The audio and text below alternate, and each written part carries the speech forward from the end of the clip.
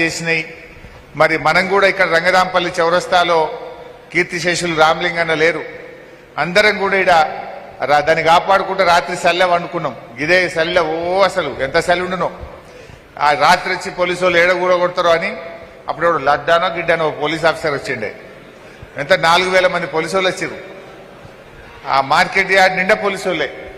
వాళ్ళకి అన్నం పెట్టకపోతే మనం పోయి అరటి పనులు వంచొచ్చినాం. వాళ్ళకి పోలీసు వాళ్ళు అన్నం పెట్టలేరని వాళ్ళు స్ట్రైక్ చేస్తారు.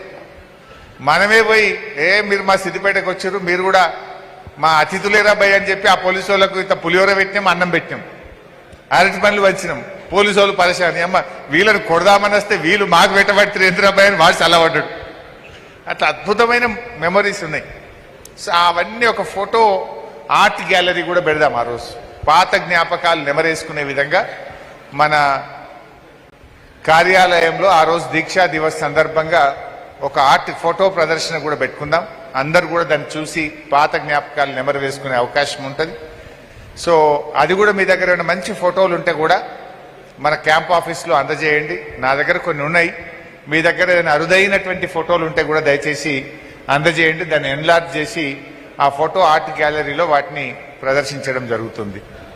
అంతేకాకుండా ఆ రోజు అమరుల కుటుంబాలు, మన జిల్లాలో ఉండే అమరవీరుల కుటుంబాలను కూడా పిలుచుకొని సన్మానం చేసుకుందాం. దయచేసి మీ మండలంలో ఎవరన్నా అమరులు ఉంటే వారిని తీసుకొచ్చే బాధ్యత మీదే. మీ మండలంలో ఉండే అమరవీరుల కుటుంబాలను తల్లిదండ్రి కానీ భార్య కానీ ఎవరైనా ఉంటే వాళ్ళకు పిల్లలు కానీ తీసుకురండి. ఒకరు కానీ ఇద్దరు కానీ తీసుకొస్తే వాళ్ళకు ఒక శాలువా వేసి పూలమాల వేసి ఆ కుటుంబాలను కూడా మనం గౌరవించుకుందాం ఆ రోజు. సో అమరవీరుల కుటుంబ సభ్యులను గౌరవించుకుందాం. మీ మండలాల్లో అమరవీరుల కుటుంబాలు దుద్దెడ ఉంటారు, అట్లా ఎక్కడెక్కడ ఉన్నా కూడా గజ్వేల్, హుస్నాబాద్, సిద్దిపేట్, మన చేరియాల్, దుబ్బాక్ ఎవరున్నా కూడా తీసుకురండి.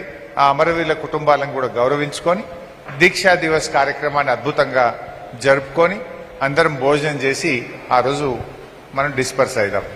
సో ఇది మనం బేసిక్గా కార్యక్రమం. అయితే ఈరోజు ఓన్లీ ముఖ్య నాయకులను మాత్రమే రమ్మన్నాం. ఆ రోజు కొంచెం విస్తృత స్థాయిలో కార్యకర్తల్ని, ఉద్యమకారులను అందరినీ కూడా పిలిచే ప్రయత్నం చేయండి. ఎంత వీలైతే అంత ఎక్కువ మందిని రమ్మనండి. బయట కూడా టెంట్లు వేద్దాం, బయట కూడా కుర్చీలు వేద్దాం. అందరూ ఉద్యమంలో పాల్గొన్న ప్రతి ఒక్కరిని ఆ రోజు ఆహ్వానించండి. పార్టీ కార్యకర్తల్ని, శ్రేణులను, ఉద్యమకారులను అందరినీ పిలుచుకుంటే అందరం ఒక్కసారి కలుసుకోవచ్చు, మన పాత జ్ఞాపకాలు గుర్తు చేసుకోవచ్చు. ఆ దీక్షా దివస్ను చాలా ఘనంగా జరుపుకుందాం అనేటువంటిది నా సూచన మీ అందరికీ. అంతేకాకుండా ఇంకొక ప్రతిపాదన కూడా మీ ముందు పెడుతున్నది. రాష్ట్ర వ్యాప్తంగా నా ప్రతిపాదన, ఉద్యమంలో నేను. మీరందరూ మీ ఫోన్లలో దాచుకున్నారు, భద్రంగా దాచుకున్నారు. ఉద్యమంలో నేను అని ఒక సోషల్ మీడియా పోస్ట్ చేయండి.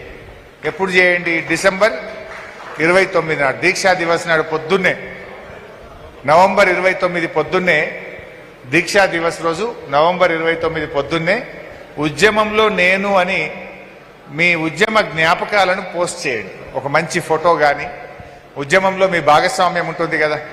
ఓ రోజు రాస్తా రోకో చేసి ఉంటారు, నిరాహార దీక్ష చేసి ఉంటారు, అరెస్ట్ అయ్యి ఉంటారు, పోలీసుల చేత పోరాటం చేసి ఉంటారు. మనం ఎన్నో పోరాటాలు చేసినాం ఉద్యమంలో. మీ ఫోటోలు ఉంటాయి, మీ జ్ఞాపకాలు ఉంటాయి, మీ వీడియోస్ ఉంటాయి. సో ఉద్యమంలో నేను అని ప్రతి ఉద్యమకారుడు ట్విట్టర్లో కానీ, ఫేస్బుక్లో కానీ, ఇన్స్టాగ్రామ్లో కానీ, వేరియస్ సోషల్ మీడియాస్లో తప్పకుండా మీరు పోస్ట్ చేయాలని చెప్పి నేను ఈ సందర్భంగా పిలుపునిస్తా ఉన్నా. నవంబర్ 29 నుంచి డిసెంబర్ 9 దాకా పోస్ట్ చేయండి. రోజు ఒకటి చేయొచ్చు. చాలా ఉంటాయి మీ దగ్గర ఉద్యమ పోరాట చిహ్నాలు. రోజు ఒకటి పోస్ట్ చేయండి. నవంబర్ 29 నాడు పొద్దున స్టార్ట్ చేసి రోజు ఒక సోషల్ మీడియా పోస్ట్ చేయండి. ఇన్స్టాగ్రామ్లో, ట్విట్టర్లో, ఫేస్బుక్లో తప్పకుండా పోస్ట్ చేయండి. ఆనాటి ఉద్యమ జ్ఞాపకాల్ని నెమరు వేసుకుందాం. ఆ ఉద్యమ స్ఫూర్తిని మళ్ళీ రగిలిద్దాం. నిజంగా చెప్పాలంటే కేసీఆర్ లేని తెలంగాణ లేదు. ఇవాళ ఎవడెవడో ఏదేదో మాట్లాడుతుండు. అసలు కలలో కూడా కేసీఆర్ తెలంగాణకు నష్టమయ్యే పని చేస్తాడు. ఆయన ప్రాణాన్నే లెక్క చేయకుండా ప్రాణాన్నే ఫనంగా పెట్టి తెలంగాణ తెచ్చిన మహనీయుడు కేసీఆర్. ఇవాళ ఆయనను పట్టుకొని రేవంత్ రెడ్డి అండ్ ఒక గ్యాంగ్ ఉన్నది, వాళ్ళు ఇష్టం వచ్చినట్టుగా మాట్లాడుతూ ఉన్నారు ఈరోజు. అసలు కేసీఆర్ గారు ఆయన కలలో కూడా తెలంగాణకు నష్టమయ్యే పని చేయడు. ఎప్పుడు తెలంగాణ కోసం కలలు కన్నాడు, తెలంగాణ కోసం పోరాటం చేసిండు, తెలంగాణ కోసం త్యాగానికి సిద్ధపడ్డాడు, కొన్ని దశాబ్దాల కలను నిజం చేసిండు, కోట్ల మంది ఆకాంక్షల్ని నెరవేర్చిండు కేసీఆర్. అలా ఆ కేసీఆర్ గారు ఇలా తెలంగాణను 10 ఏళ్లు పాలించి అద్భుతంగా ఈ రాష్ట్రాన్ని దేశానికి దిక్సూచిగా నిలిపిండు. అబద్ధాలు చెప్పి మాయమాటలు చెప్పి ఇవాళ అధికారంలోకి వచ్చింది కాంగ్రెస్. 42% బీసీ రిజర్వేషన్ అన్నారు, ఉన్నది కూడా కొట్టారు. కేసీఆర్ గారు ఉండగా 24% ఉండే, ఇలా 17% కూడా రాలే. 17% కూడా రాలే. కొండంత రాగం పాడేదో గాడిద పాట వాడింది అన్నట్టు కొండంత రాగం తీసిండు. 42 అని నాటకాలు ఆడిండు. ఉన్న 24 కూడా కొట్టిండు. ఇలా 17% పరిమితం చేసిండు. బతుకమ్మ చీరలు ఎగబెట్టిండు, ఒక్క చీర ఇచ్చిండు. ఆ చీర కూడా ఎట్లున్నది? ఇప్పుడు కేసీఆర్ గారేమో పండుగకు చీర ఇస్తే ఈయన కోట్లకు చీరలు ఇస్తా అంటుండు. ఇప్పుడు సిద్దిపేట టౌన్లో ఓట్లు లేవు, గజ్వేల్ టౌన్లో ఓట్లు లేవు, దుబ్బాక హుస్నాబాద్ టౌన్లో ఓట్లు లేవు, ఆడ చీరలు రాలే. సర్పంచ్ ఎలక్షన్లు ఊర్లలో ఉన్నాయని గాయాల మాత్రమే ఇచ్చిండు. అది కూడా ఆడ ఎవరికి ఇచ్చిండు? కేవలం మహిళా సంఘాలకే ఇచ్చిండు. కేసీఆర్ గారు ఉండగా 1,30,00,000 చీరలు ఇస్తుండే పండుగకు. ఈయన ఎంత ఇచ్చిండు అంటే 50 లక్షలు ఇచ్చిండు, అంతే. సగం కూడా ఇయ్యలే. అంటే ఇదంతా ఓట్ల రాజకీయం, ప్రేమగల్ల రాజకీయం కాదు. ప్రజల మీద ప్రేమ లేదు, ఎంతసేపు ఓట్ల రాజకీయమే తప్ప రాష్ట్రం మీద ప్రేమ లేదు, ప్రజల మీద ప్రేమ లేని ప్రభుత్వం ఈ ప్రభుత్వం. అంటే పోరాటాలు త్యాగాల నుంచి వచ్చిన కేసీఆర్కు ఈ అడ్డదారిలో వచ్చిన వాళ్లకు కంపారిజన్ ఉండదు. వీళ్ళకు ఎంతసేపు వీళ్ళకి షార్ట్ కట్. 100 అబద్ధాలు ఆడన్నా పెళ్లి చేయాలని వెనకట్టుకోవడం అంటే 100 అబద్ధాలు ఆడన్నా ఆడి కుర్చీలో కూర్చోవాలని రేవంత్ రెడ్డి అంటుండు. అది ఇలా మనకు వాళ్ళకున్న తేడా. ప్రాణం పోయినా పర్వాలేదు, తెలంగాణ రావాలి, కేసీఆర్ చచ్చుడో తెలంగాణ వచ్చుడో అన్న నాయకుడు కేసీఆర్.